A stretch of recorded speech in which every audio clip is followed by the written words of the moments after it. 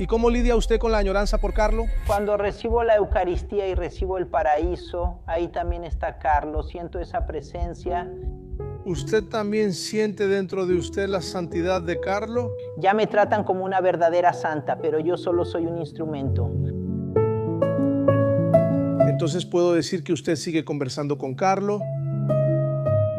¿Fue difícil para usted aceptar la idea de que su hijo quedara expuesto en un ataúd de vidrio para que todos pudieran verlo? Quisiera pedirle su permiso. ¿Puedo decir que Carlo también es un santo brasileño? Con certeza, porque en espíritu Carlo es brasileño, porque Carlo era como ustedes. ¿Cuándo fue que usted se dio cuenta de que había alguna forma de santidad en su hijo? No lo sé.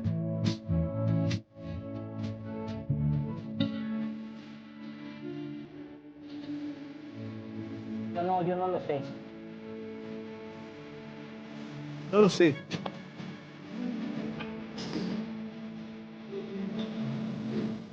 Doctor Antonio, primero, muchas gracias por recibirme aquí. Es una alegría, un orgullo estar conversando con usted. Quisiera empezar preguntando sobre una frase muy impactante que dijo Carlo. Poco antes de morir, él dijo, sono destinato a morir, estoy destinado a morir. Pero él lo dijo con una sonrisa bonita en el rostro. ¿Usted entiende lo que quiso decir? Ese día, Carlo, desde que era pequeño, siempre decía que inevitablemente iba a morir de una hemorragia cerebral. Y yo siempre le preguntaba, pero ¿cómo puedes, Carlos, saber de antemano cómo vas a morir? Y él decía exactamente eso desde que era muy pequeño. Y de hecho terminó muriendo de una hemorragia cerebral causada por la leucemia. Desde que era muy pequeño teníamos un empleado, un trabajador doméstico que vino a trabajar con nosotros, que se llama Rajesh, que cuando llegó era muy joven. Él realmente se parecía un poco a un actor famoso de Bollywood, el propio Shah Rukh Khan, de verdad. Él era un poco vanidoso, ¿verdad, no? Carlo, que ya era un maestro espiritual bastante atento, incluso a esa edad, ya se había dado cuenta de que ese chico tenía demasiada vanidad, de hecho. Entonces, con 5 años y medio, escribió un cuadernillo, era para Jesús en Navidad, porque él escribía cartas pidiéndole a Jesús, por favor, haz que Rajesh sea menos vanidoso.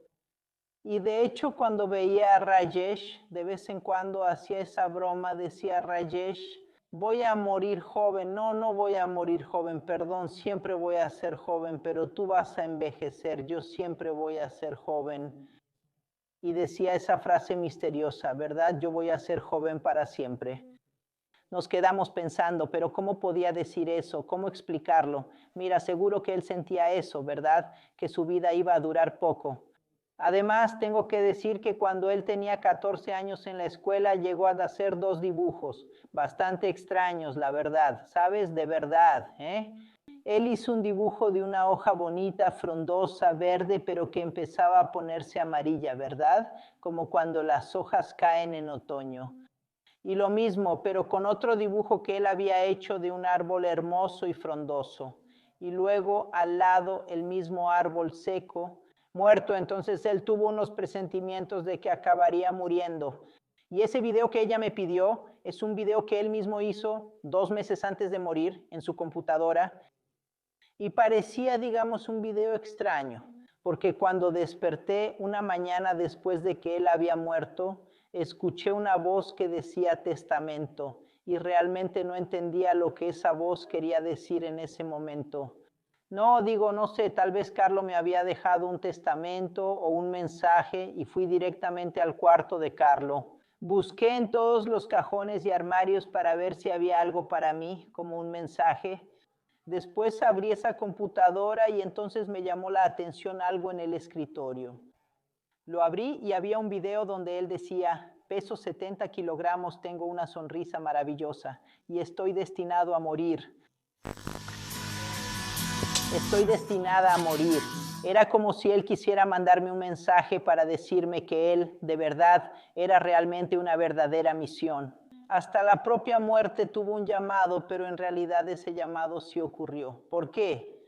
Porque además de esas premoniciones de Carlo diciendo voy a morir, siempre seré joven, o esa cosa de él diciendo que iba a morir, en fin, sabes que él ya sabía cómo iba a morir. Pero ahí lo que realmente se ve en su vida es que cuando le preguntaban, Carlo, ¿qué vas a hacer cuando seas grande? Él siempre decía, ¿y si mejor nos preocupamos por el ahora? No se quedaba pensando cuánto íbamos a vivir, cuántos años, ¿no? Y en el año en que él murió, en Milán, existe la tradición de la pesca del santito, que básicamente es el santo que se saca al principio del año, ya sea el 31 de diciembre o el 1 de enero. Es el santo que nos va a acompañar todo el año, viviendo día a día, sin grandes planes ni preocupaciones, solo siguiendo lo que surja con sencillez y atención al presente. Y él desde pequeño siempre buscaba a Jesús, a Nuestra Señora, a la Santísima Trinidad, la Inmaculada Concepción, siempre esas cosas. Aún así, la verdad, nos quedamos como sorprendidos, como Carlo, pero eso es imposible. Nunca te toca un santo simple, normal. Y por primera vez en el año en que murió, en 2006, eligió como santo del año a San Alessandro Saule, que es el patrón de la juventud estudiantil. Él fue en realidad un obispo que había sido enterrado en Pavía, cerca de Milán, y digamos era, entre otras cosas, de la orden de los barnabitas. Adelanto que Carlos, su director espiritual, era un padre barnabita. Entonces, o sea, eso ya había como que, ¿qué? Era el santo que mi esposo había elegido el año anterior, el mismo santo, así que lo conocía bien, pero Carlo murió en 2006, el día en que se celebra ese santo. Entonces, eso solo para mostrar cómo todo era como un plan, incluso su muerte, digamos, repentina, porque Carlo murió de manera repentina. Él se fue en menos de 7 días. Cuando él se enfermó, al principio parecía una gripe normal y no estábamos nada preocupados porque la mitad de la clase de su escuela estaba enferma. Y recuerdo que hasta llamé al médico 2 veces porque como él tenía dolor de garganta nos dieron un antibiótico, así que era algo súper normal, ¿sabes cómo es? Y él dijo, en esa ocasión ofrezco mis sufrimientos por el Papa y por la Iglesia para no pasar por el purgatorio e ir directo al paraíso. Mira, eso es justamente una de esas cosas que yo pensaba, ya que él era hijo único, yo era medio hipocondríaca. Sí, él estaba tomándome el pelo, a veces me provocaba un poco, bromeaba conmigo, ¿verdad? Entonces pensé, sí, él está bromeando conmigo porque tal vez me veía un poco ansiosa. Yo ya había llamado al médico, siempre he sido exageradamente prudente y de hecho era exactamente así, sin duda. Una mañana, después de 3 días con esa supuesta gripe, él se despertó y no podía moverse de ninguna manera. Entonces llamamos a su antiguo pediatra, que había sido el jefe del Hospital Pediátrico de Milán, la clínica de Marche, especializada en enfermedades infantiles.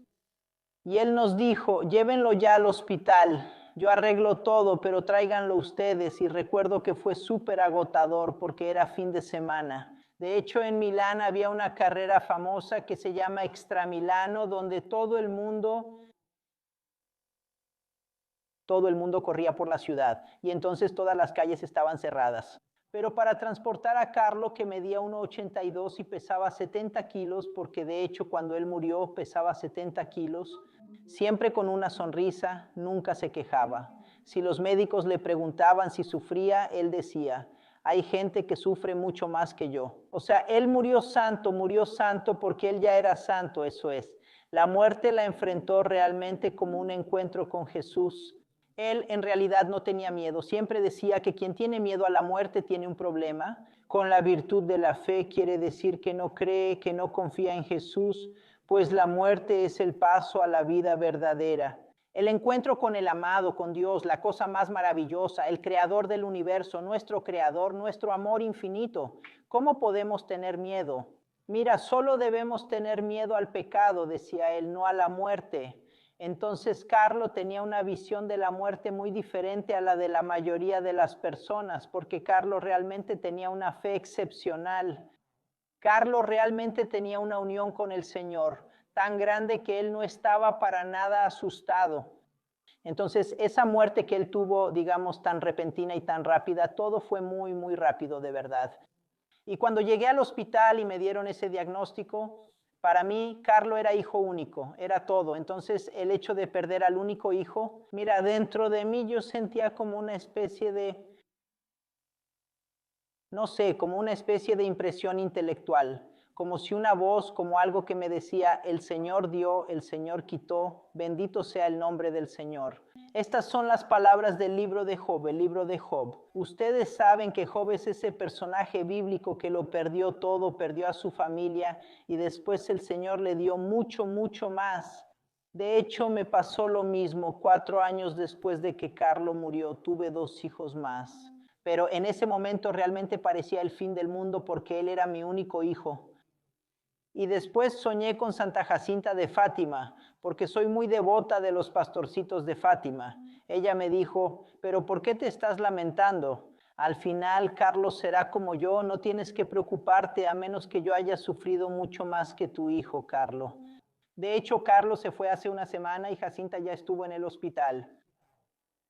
La Virgen le preguntó si quería sufrir un poco más para salvar a otros pecadores y ella dijo que estaba bien, pero la Virgen le dijo que iba a morir sola. La operaron, imagínense, sin anestesia, tuvo sufrimientos atroces, pero ella hizo eso para salvar almas como la Virgen le había pedido.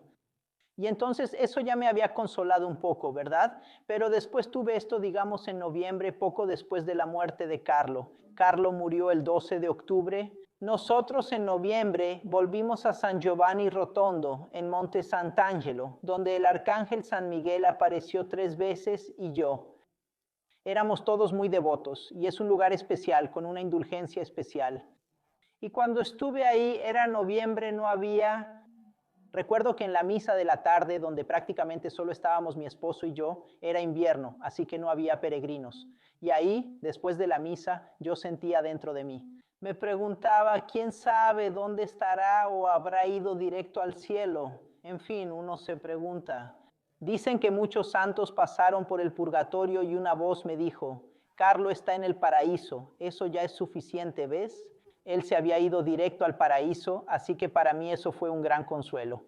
Después, el primer milagro, Carlo lo hizo el día del funeral. Una mujer con cáncer de mama que iba a empezar la quimioterapia empezó a rezarle a él y ese cáncer desapareció sin que ella necesitara recibir quimioterapia. Una mujer que tenía casi 44 años, que llevaba 20 años intentando tener hijos y nunca lo había logrado. Le rezó a Carlo y un mes después quedó embarazada y tuvo una hermosa niña. Eso es para decir que la gente ya se había dado cuenta de que Carlo era especial y había empezado a rezar, además de que la iglesia estaba tan llena que muchos tuvieron que quedarse afuera. Y entre ellos había muchos mendigos inmigrantes, porque Carlo ayudaba a las personas que venían de otros continentes, era amigo de todos esos extranjeros que trabajaban en las casas, en las porterías. Pero sobre todo, Carlos se organizó desde pequeño para ayudar. A los 9 años ya empezó a actuar. Con Cáritas empezó a llevar sacos, sombreros, cobijas, comida, a dar consejos a esas personas que duermen en la calle. Porque nosotras, siendo de Milán, Milán es una ciudad llena de inmigrantes, llena de situaciones de degradación. Y muchas de esas personas, ya que en nuestra iglesia había 4 misas por hora, entonces mucha gente sin hogar venía a dormir ahí.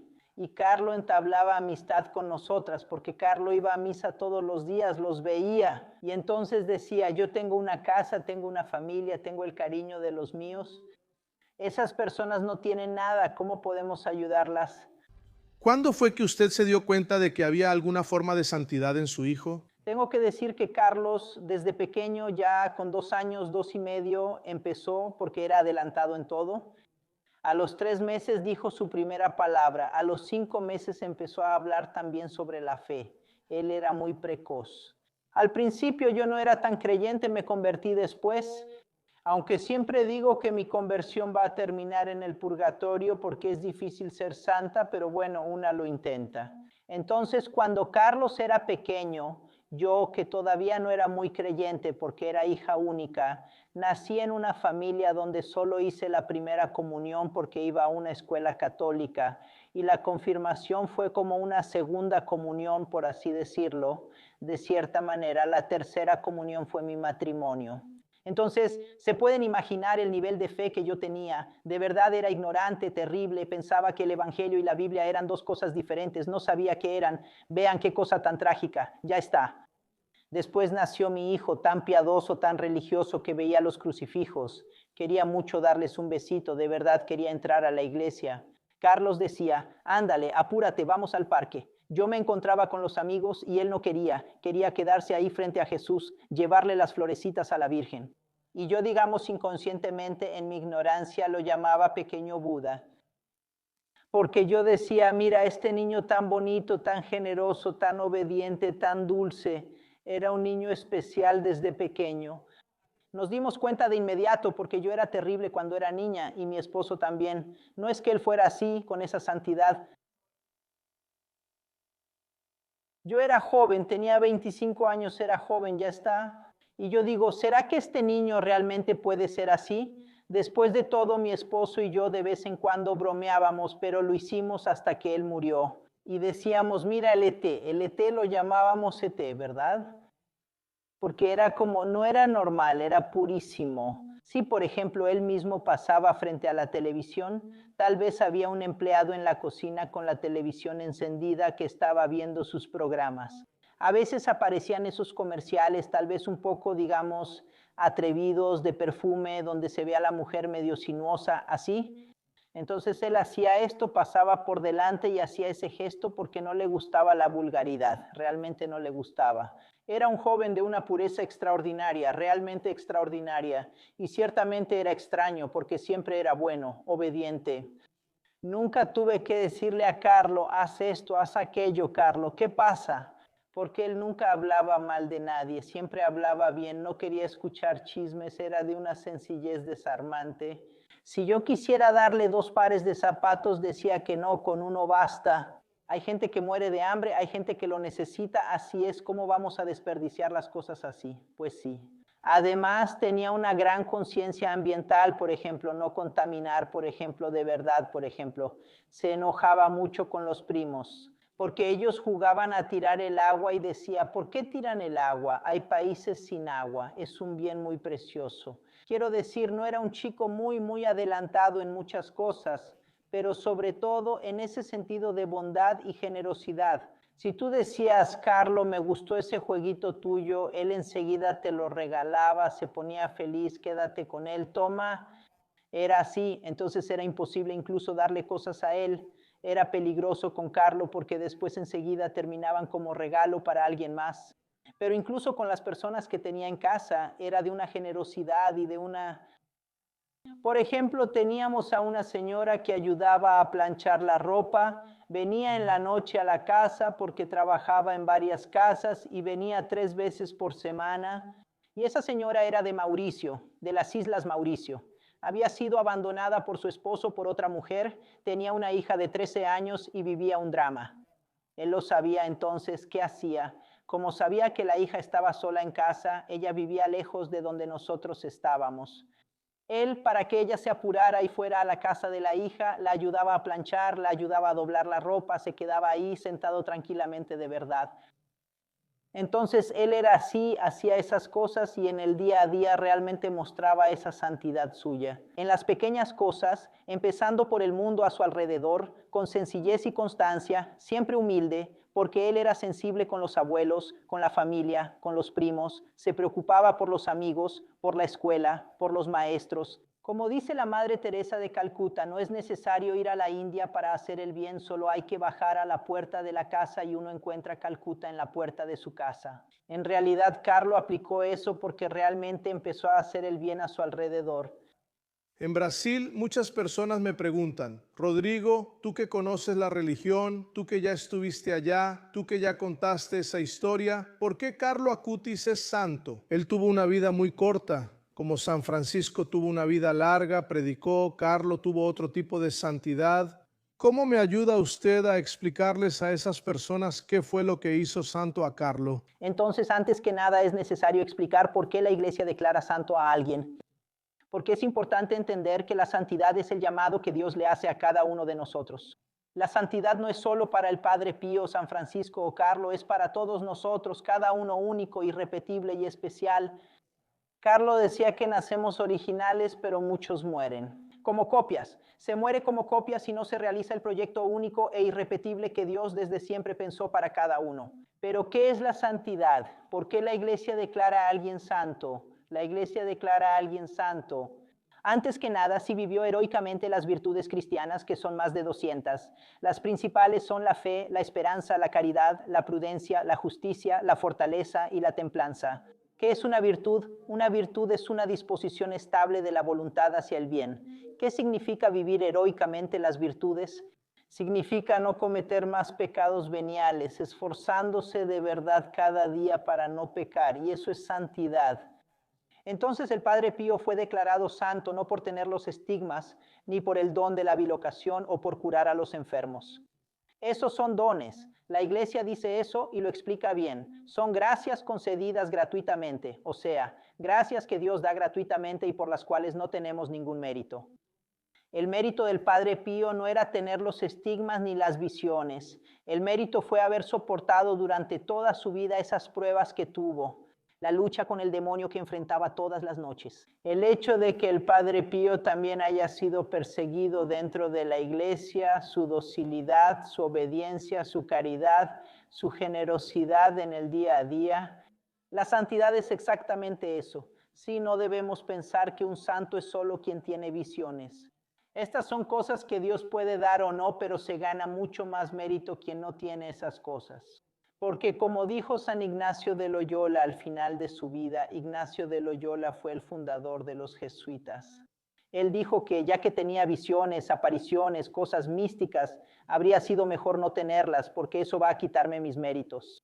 Porque si alguien, por ejemplo, hace adoración eucarística y ve a Jesús en la hostia o tiene esas visiones, esos éxtasis, realmente es mucho más fácil hacerlo. Pero yo estoy en mi sequedad sentada ahí frente al Santísimo Sacramento, con dolor de espalda, con todos los pensamientos en la cabeza, pero me quedo ahí por amor a Dios. Yo tengo muchos más méritos. Es necesario entender eso y las personas a veces no lo entienden, piensan que la santidad es algo así de extraordinario. Claro que los santos pueden tener dones, ciertas cosas, pero una persona también puede tenerlas y eso no quiere decir que sea santa. El Señor puede dar esos carismas incluso a una persona que no es santa, como el don de curar o de prever cosas. Entonces no debemos apegarnos a esas cosas. La santidad es, sobre todo, como Carlo vivió en el día a día, amar a Dios sobre todas las cosas y al prójimo como a uno mismo. Sobre todo por cómo Carlo puso a Dios en primer lugar en su vida. Porque Carlo, cuando hizo la primera comunión, a los 7 años escribió: gracias. Estar siempre unido a Jesús, ese es mi programa de vida. Claro que Carlo no tenía el plan de convertirse en el futbolista más famoso, ni en el hombre más rico de la tierra. Él quería estar siempre unido a Jesús, ese era su plan. Y empezó a ir a misa todos los días, a hacer adoración eucarística todos los días. Él se mantuvo firme en eso hasta el final de su vida, es decir, siempre le dio espacio a Dios en su vida, que era el verdadero centro de su día. Todo giraba en torno a Jesús. Y claro, después también hizo algunas cosas, porque ese celo apostólico que tenía por los hermanos, por amor, él dio clases de catecismo durante 5 años. Eso también lo llevó a hacer cosas como la exposición sobre milagros eucarísticos que recorre todos los continentes. Está pasando por miles y miles de parroquias, ayudando a muchas almas a volver a la fe, a volver a Dios, a empezar de nuevo a ir a misa, porque mucha gente ya no iba, no se confesaba. Esta obra que él hizo para tratar de ayudar a las personas a entender la importancia de la Eucaristía y de los sacramentos de la Iglesia. Y Carlo hizo esto precisamente por ese amor al Señor que lo consumía. Porque se ama a Dios y se le pone en primer lugar, no se puede no amar a los hermanos. Y entonces esa fue la santidad de Carlo. Preocuparse por un chico de esa edad, que pasaba el verano haciendo un sitio web sobre los milagros eucarísticos. En vez de ir a divertirse con mi mamá, que era la abuela y era un poco menos santa, ella lo regañaba y le decía: deja que los padres lo hagan, ¿por qué estás haciendo eso, Carlo? Ella se enojaba: eres joven, ve a jugar, sal, anda. Pero Carlo se quedaba ahí, sí, ese era Carlo. Justamente quería preguntar eso en algún momento. ¿Usted o su esposo intentaron apartar a Carlo del camino de la religión? Porque su esposo era un empresario muy exitoso. ¿No quería llevar a Carlo a trabajar con él?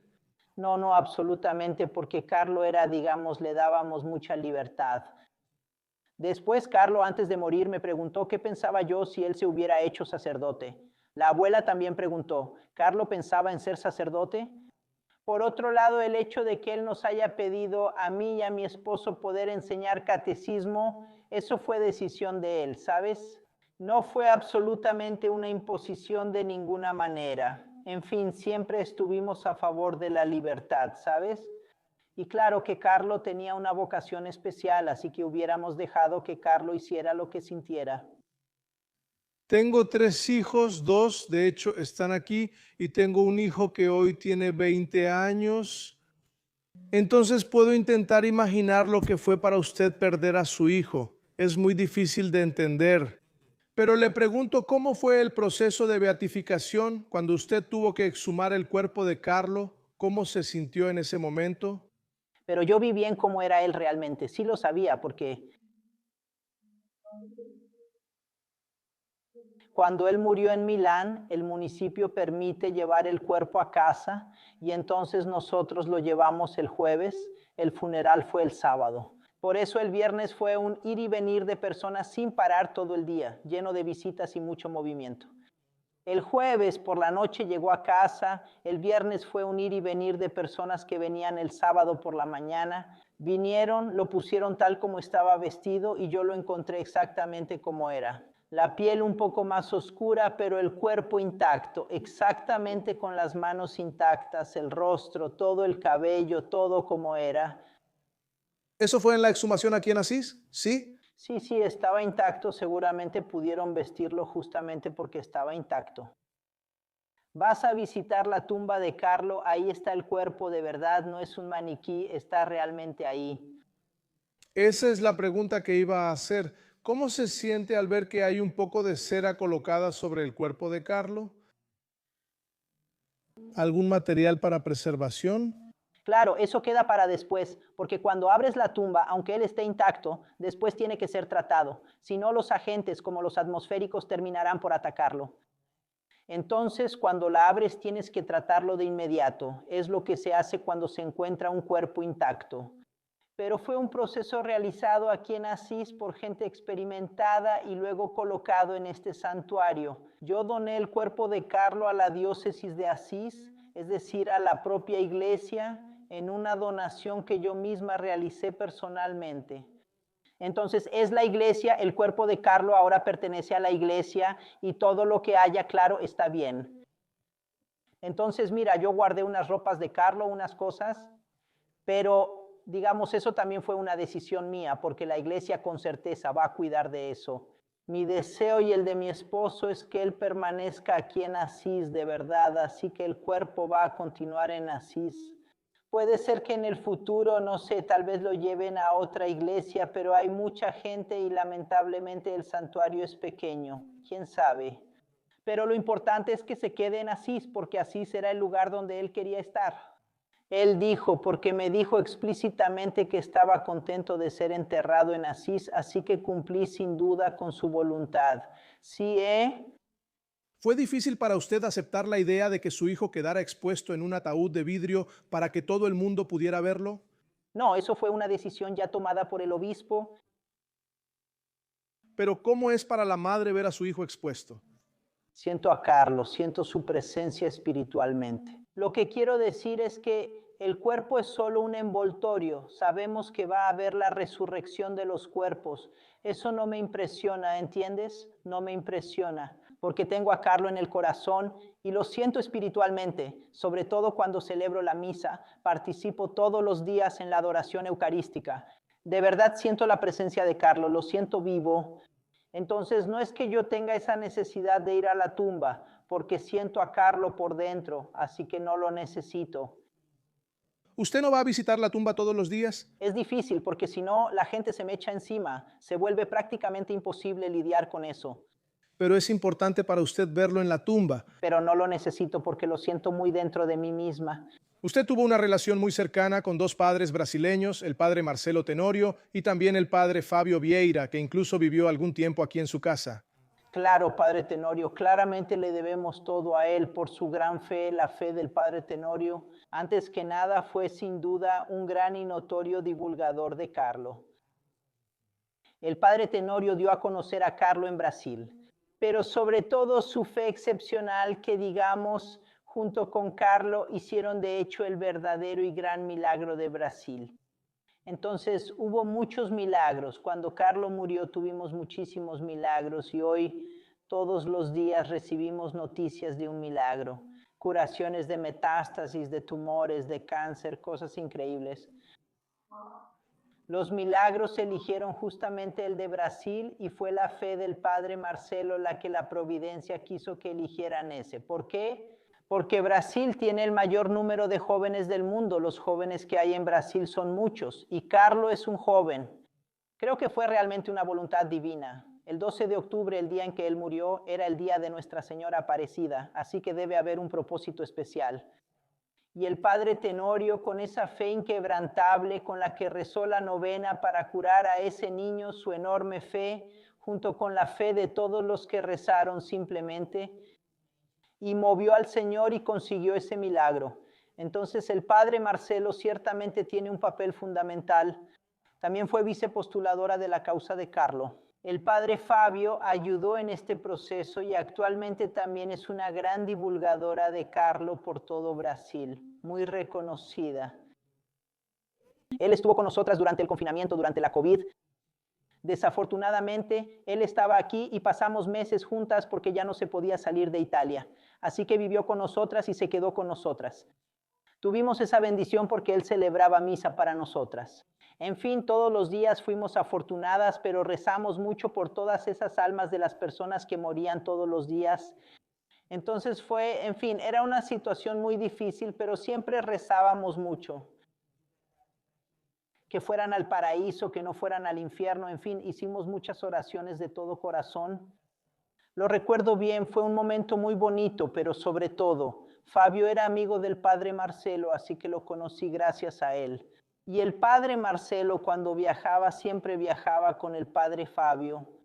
Entonces el padre Fabio también terminó involucrándose directamente en la causa de Carlo. De hecho, realmente recuerdo que una vez el padre Marcelo tenía el pasaporte vencido y el padre Fabio tuvo que ir él mismo a llevarle material. El padre Marcelo tuvo que quedarse en Brasil, por así decirlo, entonces, en fin, fue de gran ayuda y ciertamente él también sigue haciendo mucho, tanto como el padre Marcelo. El milagro que llevó a la beatificación de Carlo fue en Campo Grande. El niño Mateus fue el comienzo de todo el proceso de canonización. Sí. Primero hubo la apertura del proceso iniciada en Milán, en la misma ciudad donde él vivía.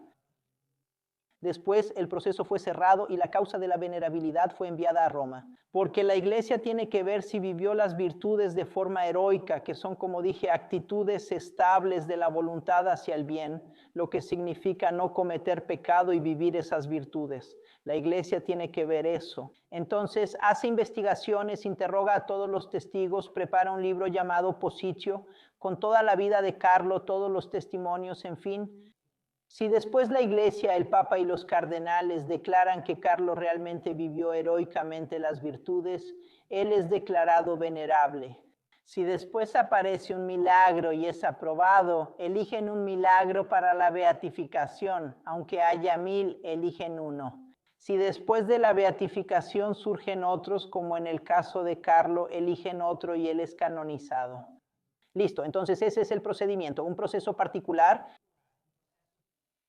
Normalmente lleva cientos de años, a veces incluso más. Pero con Carlo, ¿por qué fue tan rápido?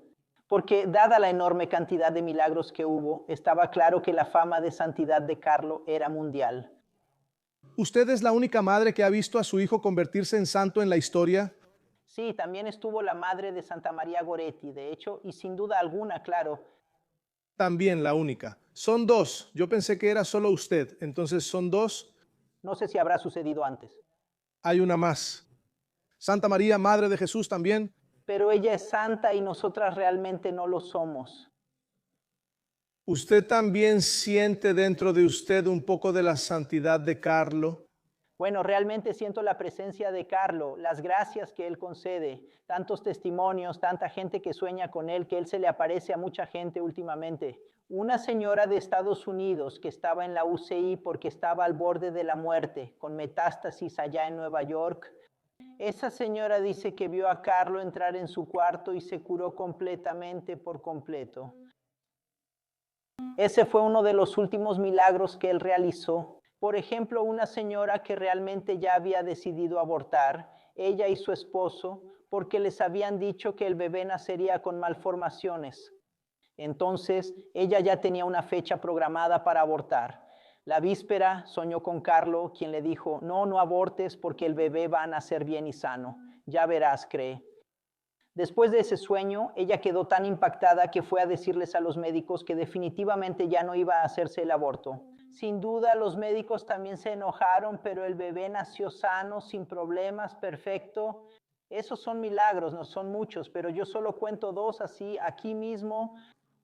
El primer milagro fue en Brasil, en Campo Grande. La señora tuvo una relación muy cercana con dos padres brasileños, incluso uno de ellos vivió en su casa. Y la fe del brasileño ha sido muy grande. Sobre San Carlo Acutis, quisiera pedirle su permiso. ¿Puedo decir que Carlo es un santo brasileño también? Sí, claro. ¿Cómo no sería verdad? Porque en espíritu Carlo es brasileño, porque Carlo era como ustedes, muy entusiasta, simpático, alegre, jovial, siempre lleno de energía y ganas de vivir, siempre con una sonrisa abierta en el rostro. Y además, Carlo tenía mucha fe, entonces los brasileños tienen tantas cualidades buenas, entusiasmo, fe, una fe grande. Muchos milagros ocurren en Brasil porque en Europa la fe no es muy grande, entonces desafortunadamente los europeos están perdiendo la fe, pero los brasileños tienen una fe enorme. Y también sobre el otro milagro, piensa que yo le había dicho a Jesús, por favor, porque los milagros en el extranjero son difíciles, hay que ir hasta el país, es bastante complicado, el idioma es diferente. Yo le había pedido a Jesús, haz que este milagro suceda en Italia, por favor, haz esto por mí. El milagro en realidad ocurrió en Florencia, porque es el segundo milagro para una chica de Costa Rica. Y por eso fue más fácil, porque el cardenal Vettori estaba ahí, quien puso todo el dinero. Fue muy fácil darle seguimiento, porque ya tenía todo. Entonces esa chica se había caído, había entrado en coma y decían que casi ya no se podía hacer nada. Y la mamá desesperada, hija única, esa chica, ella dice, voy a hablar con Carlo Acutis, es mi única esperanza. Entonces ella fue a ver a Carlo, rezó toda la mañana de rodillas y en cierto momento sintió dentro de sí una profunda. Dios había escuchado por la intercesión de Carlo, entonces la niña se recuperó sin ningún problema, porque tenía que quedar, digamos, completamente, tal vez sin visión, porque había sufrido daños cerebrales enormes. Y en vez de eso, esa joven ahora está trabajando, está haciendo una maestría y entonces, en fin. Es impresionante. Cuando estuve con Monseñor Domenico Sorrentino, obispo de Asís, él me habló mucho sobre la relación de Carlo con San Francisco. ¿Usted ve una cercanía entre los dos? La relación que veo es que Carlo era muy devoto de San Francisco, por eso compramos una casa aquí en Asís. Fue por eso. Sí, por la devoción a San Francisco, porque él era nuestro santo del corazón. Entonces, con certeza, ese es el vínculo con Francisco, o sea, la gran devoción, las grandes señales que tuvimos. Yo tuve una señal. Cuando Carlo estaba a punto de morir, San Francisco apareció en un sueño y me dijo que Carlo iba a morir, pero que él sería muy exaltado en la iglesia. Y yo en ese preciso momento no entendí lo que eso quería decir. De hecho, ahora Carlo es santo. Él tenía razón y me dijo que no me preocupara. Después tuve un sueño con Carlo después de que él murió en el que él me dijo, mamá, primero me van a declarar beato y después santo. Y de hecho más tarde, Él terminó siendo lo que dijo. Él sabía que iba a ser santo. no fue después de que él murió que tuve ese sueño de esa manera. Sí, sí, claro, y eso para siempre. Para decir lo que es la unión con San Francisco es un evangelio vivo, es un alter Christus. Francisco fue el primer estigmatizado de la historia después de San Pablo, porque San Pablo, mira, hasta las uñas eran de carne, de hecho, así mismo. Mira, está bien, ¿verdad? Fue, digamos, un santo verdaderamente único y extraordinario. San Francisco es realmente inigualable. Entonces yo en Carlo veo a un discípulo, veo a un devoto de él, pero no veo que Carlo realmente se haya despojado, porque fue obligado a eso, porque el Señor lo llamó a morir muy pronto. Mira, el desapego de Carlo fue muy rápido, casi instantáneo. Francisco ya era bastante maduro, tenía 54 años cuando comenzó su camino de conversión. Sobre todo Francisco fue un santo que realmente se despojó, pero por voluntad propia. De hecho, Carlo no andaba descalzo por las calles, ayudaba así a los pobres, era muy sencillo y bastante desprendido en esa simplicidad interior. Veo una gran unión con Francisco en el sentido de que Carlo no estaba apegado a las cosas materiales ni a ese tipo de... Era un chico realmente libre, que realmente ponía a Cristo siempre en primer lugar. En eso veo la semejanza con San Francisco, pero la historia de Francisco es otra historia. Y no se puede comparar a Francisco con Carlo, porque Francisco era un joven, o sea, Carlo era un joven. San Francisco hizo cosas extraordinarias, hizo penitencias, ayunaba 5 meses al año. Y además en él también había un cierto misticismo. Francisco transformó agua en vino, multiplicó uvas, en fin, hizo milagros en vida. Como San Antonio, entonces Dios también le dio un carisma, unos dones especiales. Por eso también tenía que ayudar a la fe de mucha gente. Y después Francisco fue el fundador de una orden. Pero con certeza, Carlo es un pequeño y dedicado discípulo de San Francisco y de Santa Clara, que también fue una mujer eucarística, de corazón y de verdad. Bien se sabe que ella expulsó a los sarracenos con el estandarte por su gran fe. Pero con certeza en los santos siempre hay algo parecido, porque los santos en el fondo son de cierta forma imágenes de Jesús. Sin duda contienen algo de Jesús. Entonces todos terminan pareciéndose, pero cada uno tiene su peculiaridad. Entonces, ¿puedo decir que usted sigue conversando con Carlo? Bueno, dicho en el sentido de que no es exactamente como hablamos ahora, pero ciertamente siento su inspiración. Sí, muchas cosas, muchas inspiraciones me llegan como intuiciones, me llegan certezas interiores e intuiciones, como si ya lo supiera. A veces él me sugiere algunas cosas, ¿cómo sabría yo? ¿Es algo interior o él realmente le habla a usted? No, es interior, espiritual. Realmente no tengo visiones ni apariciones propiamente dichas. ¿Durante su embarazo sintió usted algo diferente? Sentía que había este niño, fui inspirada, aunque estaba lejos de la fe, fui inspirada porque el primer animal, el primer animalito que compré fue un corderito muy pequeño. Un corderito, aunque en realidad mi animal favorito es la cebra. Entonces, instintivamente, al final de cuentas, yo debería haber terminado comprando una cebra. Después el pastel del bautizo también fue en Londres. Tenía un corderito que vendían allá todo de azúcar y me inspiré a comprarlo. Y al final de cuentas la vida de Carlo fue más o menos así. Y cuando hizo la primera comunión, créanme, la hizo en el monasterio de las monjas reclusas, que era un monasterio en la cima de una montaña. Había que subir y bueno, digamos, íbamos en coche.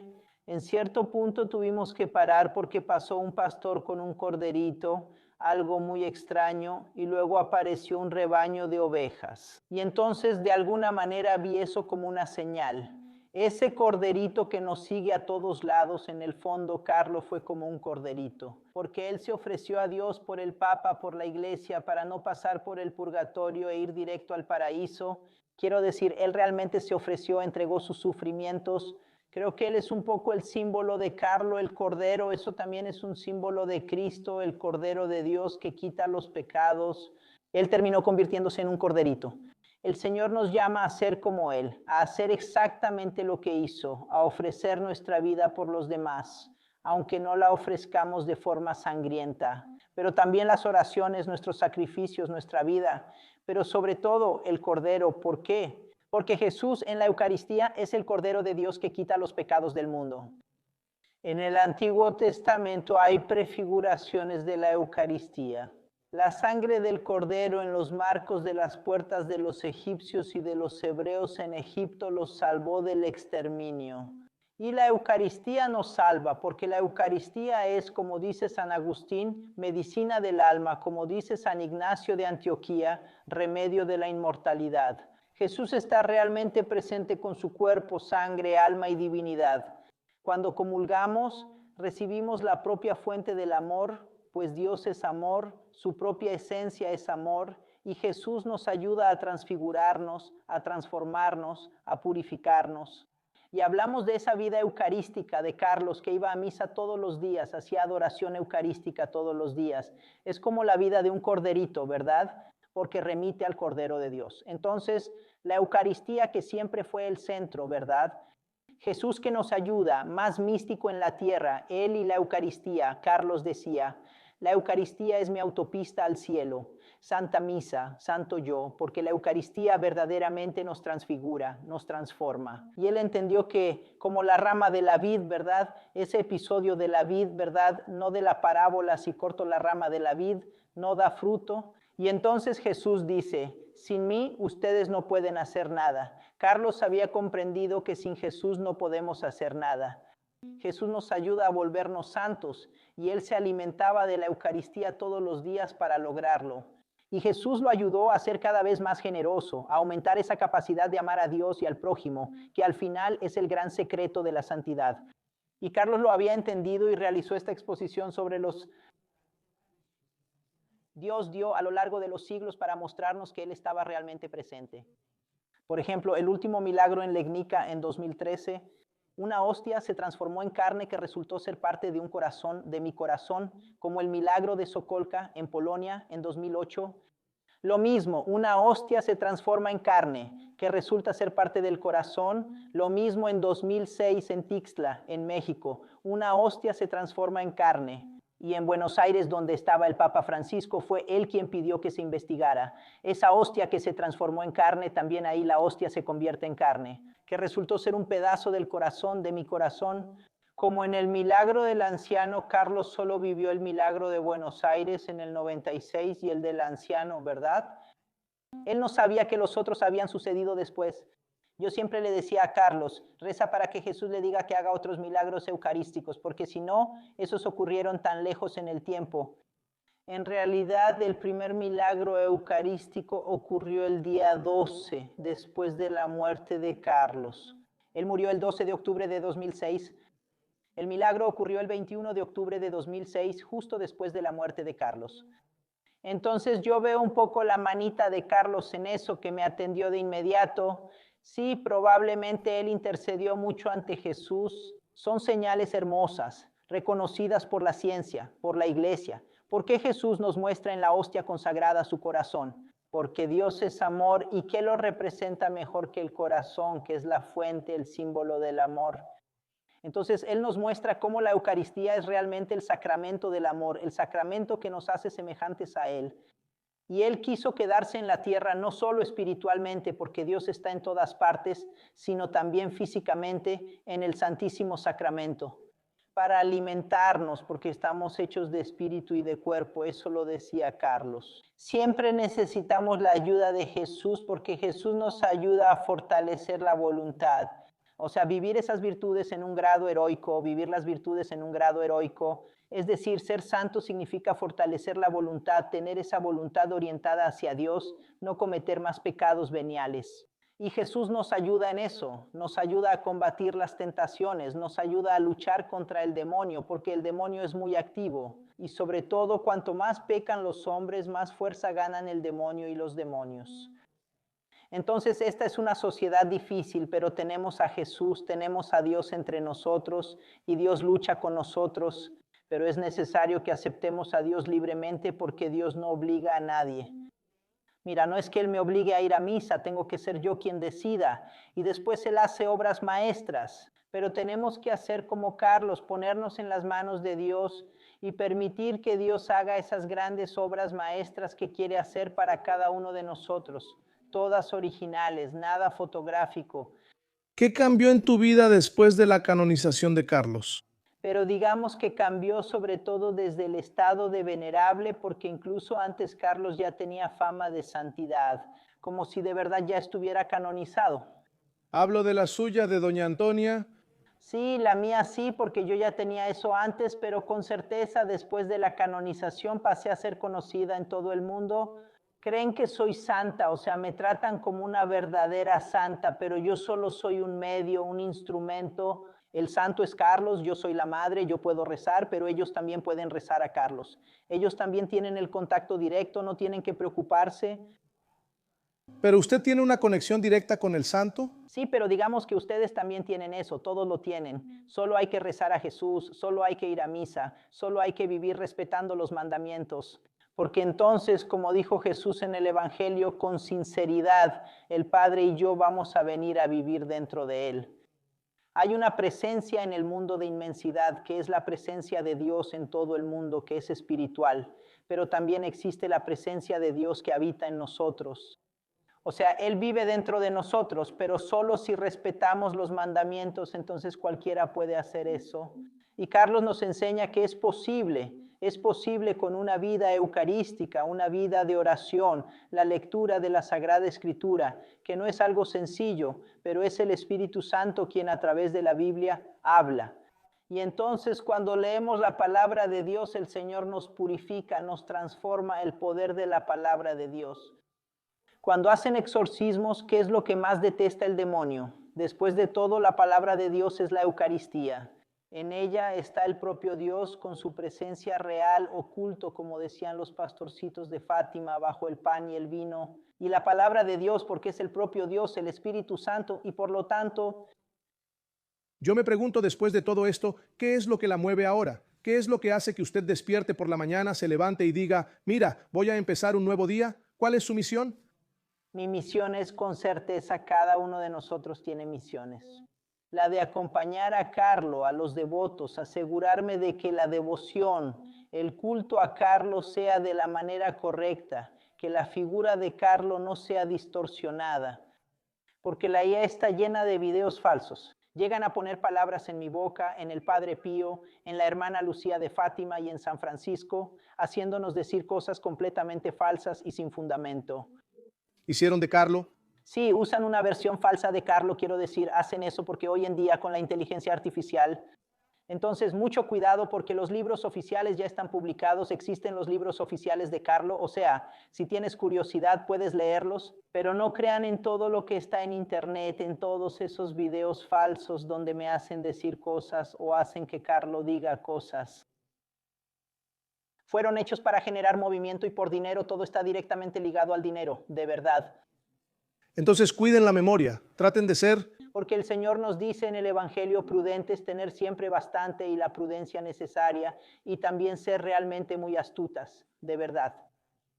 Debemos ser astutas, no podemos creer en todo, porque si no tenemos inteligencia, Dios nos dio inteligencia. Vamos a aprender a ver e identificar esas cosas falsas y sobre todo, siempre ir directo a las fuentes. Recuerden, incluso en la historia, en todo tenemos que ir a las fuentes. No se puede ser superficial, ir a Wikipedia o hay que leer las fuentes con atención. Vayan a una buena biblioteca, vean las cosas con calma. Están los libros, están los postuladores, está la postulación que, como siempre decimos, está lista para dar también algunas explicaciones. Quisiera mostrarle una foto que tengo aquí. ¿Cómo fue ese día? ¿Qué recuerda usted de ese día? Ese día en particular estábamos en el parque de Milán, ahí jugando y divirtiéndonos, y él estuvo todo el tiempo conmigo, justo a mi lado. Estábamos en el parque de Milán, en el parque Palestro, exactamente en ese lugar, juntos y muy cerca. ¿Qué soñaba usted para Carlo en esa época? ¿Cuál era su sueño para Carlo cuando él era pequeño?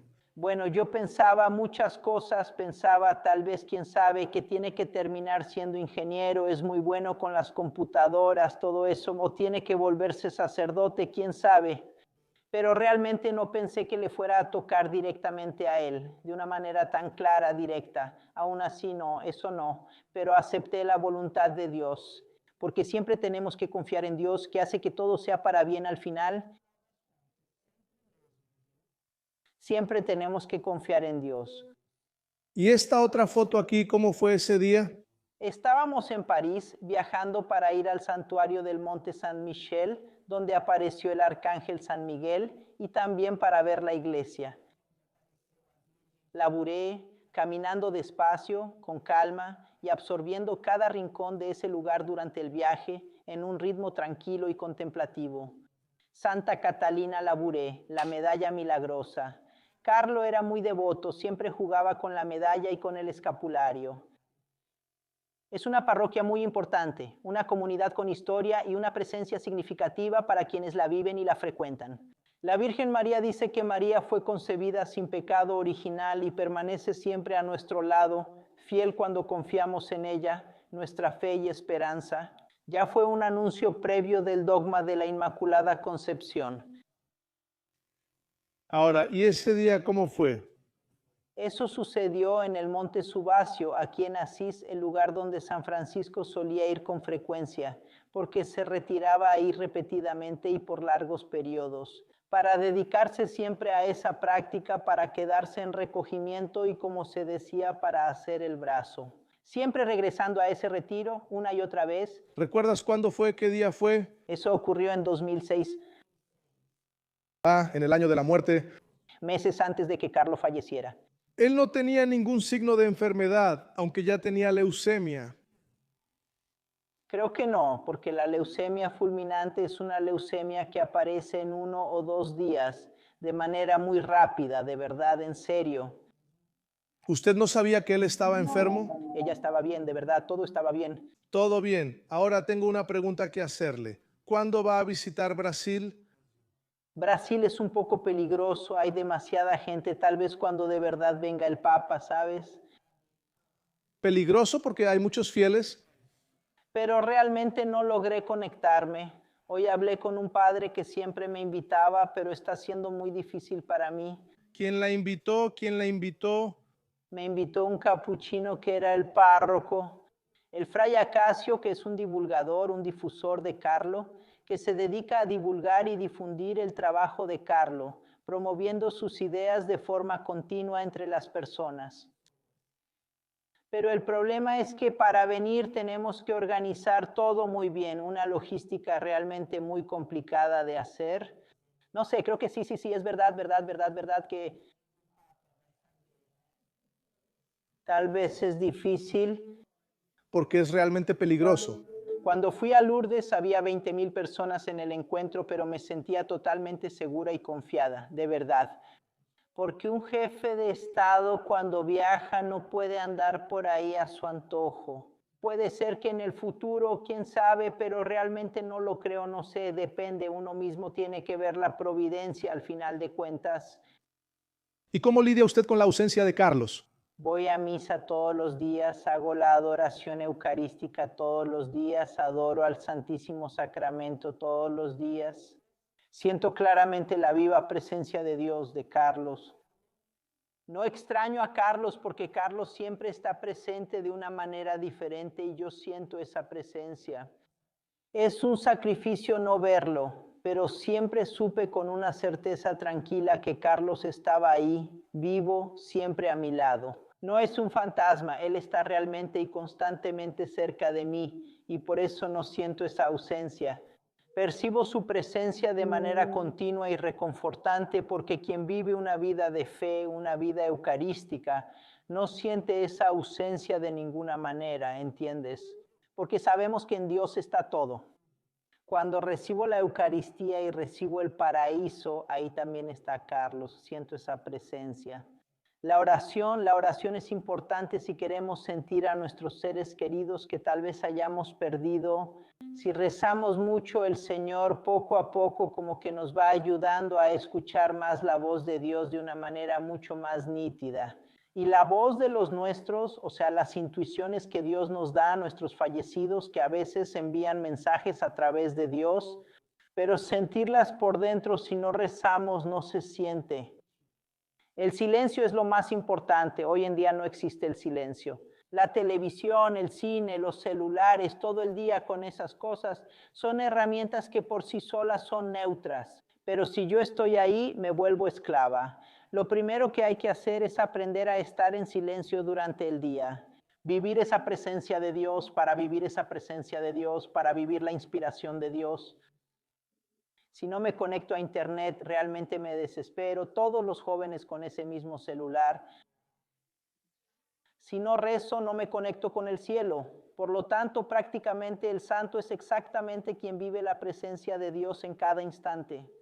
Carlos vivía la presencia de Dios durante toda su vida. Todo lo que hacía era en Jesús, por Jesús y con Jesús. Incluso cuando jugaba, siempre tenía ese pensamiento dirigido a Dios. Y sobre todo, Carlos tenía a lo largo del día momentos de oración, la lectura de un pasaje de las Escrituras, un momento de silencio con algunas jaculatorias, la misa diaria, adoración todos los días ante el Santísimo Sacramento.